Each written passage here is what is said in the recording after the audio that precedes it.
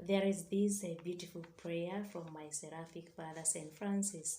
The prayer of peace says, Lord, make me an instrument of your peace.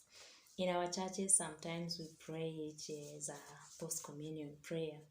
It's a very beautiful prayer, but it's a very tasking prayer and a very meaningful prayer. Sometimes we may pray and not internalize the words of what we are saying. Lord, make me an instrument of your peace. Lord, make me an instrument of your love where there is hatred. Lord, make me an instrument of your hope where there is despair. It's a very beautiful prayer. And sometimes I imagine of it and say, any moment you help somebody who cannot help you back or cannot repay you back, you act like an instrument of God, because that person has prayed to God and God has answered that person through you. Because if you give food to the hungry, when they go back to their house, they kneel down and say, God, thank you for answering my prayer. How did God answer the prayer? It's because of you and me. You were used to take this help to this person, and that person kneels down and tells God, thank you for visiting me today. Thank you for giving me this today. It means that God has used you. So it means that you are useful. Because if God uses you, you are useful.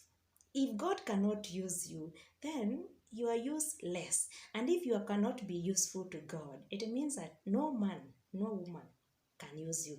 And so you cannot be useful to anybody if you are not useful to God. So sometimes when you respond to the people's needs, and then they kneel down and tell God, thank you for coming to me. Thank you for coming into my house through you. Then it means that you are an instrument of God.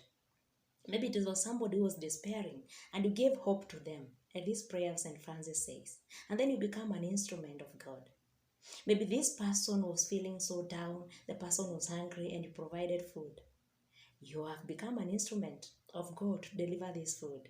And who cannot want to be used by God as an instrument to reach his people?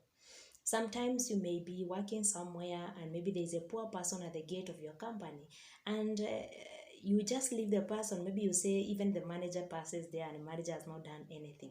Have you gone to your manager and informed him? Maybe he's very busy that he doesn't know even there's somebody who is poor at the gate.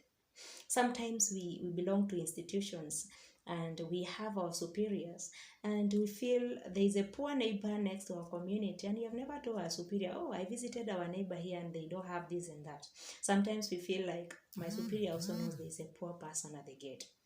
You live in an area with your husband and there's a poor person, and you say, even my husband says, have you ever brought it to them? Because the moment you mention it, already it's a beginning of helping.